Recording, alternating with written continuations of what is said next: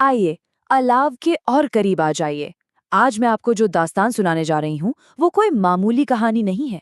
महसूस कर रहे हैं ना, पहाड़ों की ये सर्द, कंपा देने वाली हवा और वो अजीब सी सड़ांध जो स्टेशन के पास से कभी नहीं जाती। ये उसी खौफनाक सच का हिस्सा है जिसने हम गांव वालों की रातों की नींद हमेशा के लिए छीन ली है।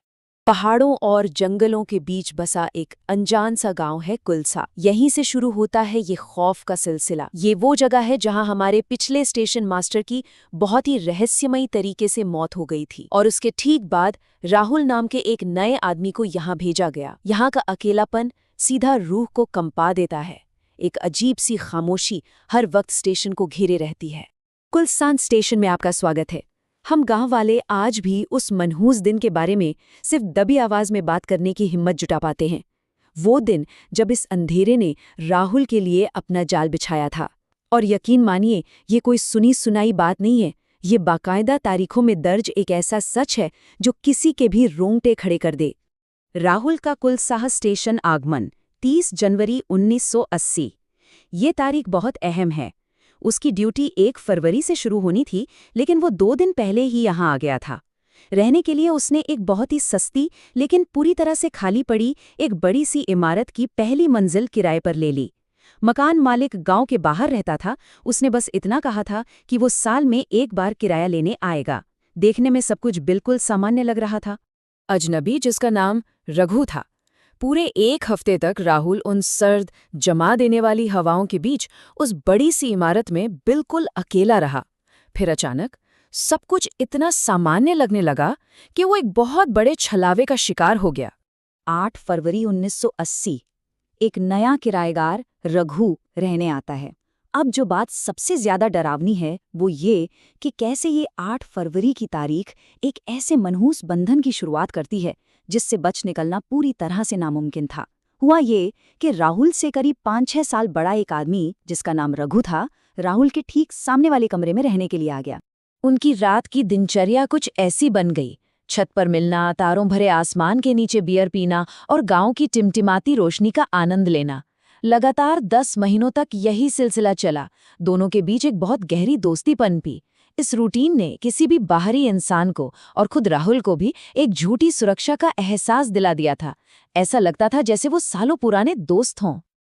भाई, कल रात तेरे लिए एक सरप्राइज होगा। रघु के ये भयानक शब्द 22 नवंबर 1980 की रात को कहे गए थे। एक ऐसा सरप्राइज जिसका वादा करके वो अगली ही रात सच्चाई के परकच्चे उड़ाने वाला था। एक खौफनाक सच। ठीक अगले दिन यानी 23 नवंबर को वो मकान मालिक पूरे 10 महीने का किराया लेने के लिए गांव आया। और इसके बाद जो बातचीत हुई ना, वो आज भी हम गांव वालों का खून सुखा देती है। मैंने इस इमारत में आपके अलावा किसी और को किराए पर नहीं रखा है, ये मकान मालिक के शब्द थे। जब राहुल ने अपने उस हंसमुख पड़ोसी रघु की तारीफ की तो मकान मालिक के माथे से पसीना टपकने लगा। उसके होंठ बुरी तरह कांप रहे थे। उसने खौफ से भरकर बताया कि उस पूरी इमारत में राहुल ही इकलौता जिंदा इंसान था।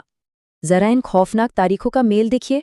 8 फरवरी 1979 को रघु किराएदार बनकर आता है। 23 नवंबर 1979 को वो छत से कूदकर जान देता है।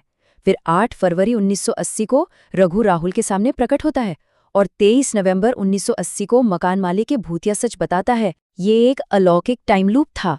रघु असल में 1 साल पहले ही जान दे चुका था और राहुल पूरे 10 महीने से एक भूत के साथ अपनी शामें बिता रहा था। मैं बच गया। जैसे ही राहुल को ये समझ आया कि आज की रात ही उस सरप्राइज की रात है, वो बुरी तरह घबरा गया। उसने पागलों की तरह अपना सामान पैक करना शुरू किया। वहां से भागने के लिए वो अपने ही मन में बस यही रट लगाए हुए था, मैं बच गया, मैं बच गया। वो खौफनाक सुबह। अगली सुबह का नज़ारा एक भयानक दुष्स्वप्न से कम नहीं था। इमारत के बाहर भारी भीड़ जमा थी और पुलिस आ चुकी थी। राहुल का बेजान शरीर जमीन पर औंधे मुंह पड़ा मिला। बाहर का नज़ारा इतना विभत्स था कि जिसने भी उसे देखा उसकी रूह कांप गई।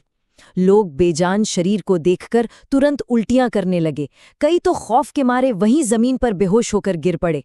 शव की हालत कुछ ऐसी थी, चेहरा पूरी तरह से फर्श पर पिचक गया था। आंखें मानो खोपड़ी से बाहर निकल आई थीं। खोपड़ी टूट गई थी, दिमाग बाहर आ गया था। पसलियों की हड्डियां टूटकर पीठ को चीरते हुए बाहर आ गई थी। हाथ सीने में धंस गए थे। पेट फटकर आंतें बाहर आ गई थीं। पैर आड़े तिरछे टूट गए थे। नुकीली हड्डियां बाहर निकली थी।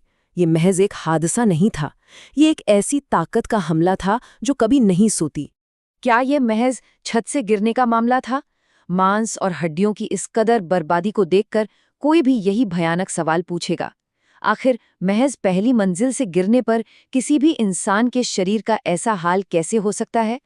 सामान्य मौत बनाम असंभव भौतिकी। एक तरफ पहली मंजिल की छत से एक सामान्य गिरावट और दूसरी तरफ किसी विशाल शक्ति द्वारा दोगुनी या तिगुनी ऊंचाई से फेंका जाना। चोटें पूरी तरह से असंभव थीं। साफ पता चल रहा था कि किसी काली शक्ति ने उसे महज पहली मंजिल से नहीं बल्कि इमारत की दोगुनी या तिगुनी ऊंचाई से जमीन पर पूरी ताकत से पटका था। छत पर साए। इस पूरी दास्तान का सबसे खौफनाक हिस्सा महज एक मौत नहीं है, बल्कि वो विरासत है जो कुलसाहा स्टेशन की उन ईंटों और दीवारों में हमेशा के लिए दफन हो गई है। खौफनाक सच, घर से भागना सिर्फ बचने का एक भ्रम था। राहुल कभी उस इमारत से बाहर निकला ही नहीं था। सबसे क्रूर सच्चाई यही है, उसका वो सामान पैक करना, वो भागने की राहत, सब कुछ बस एक छलावा था, एक ऐसा भ्रम जिससे उस ताकत ने रचा था।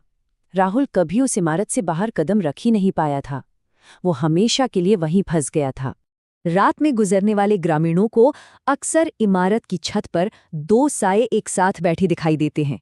वो शाप आज भी खत्म नहीं हुआ। अब रघु के उस साए को हमेशा के लिए एक साथी मिल गया है। वो दोनों साए आज भी तारों भरे आसमान के नीचे उसी छत पर साथ बैठते हैं।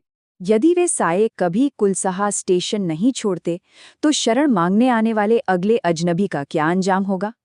ये दास्तान सोचने पर मजबूर कर देती है कि उस कभी न खत्म होने वाले जाल की असली सच्चाई क्या है, और पहाड़ों की उन कंपा देने वाली सर्द हवाओं में वो कौन सा नया खौफ है जो अगले अजनबी शिकार का इंतजार कर रहा है।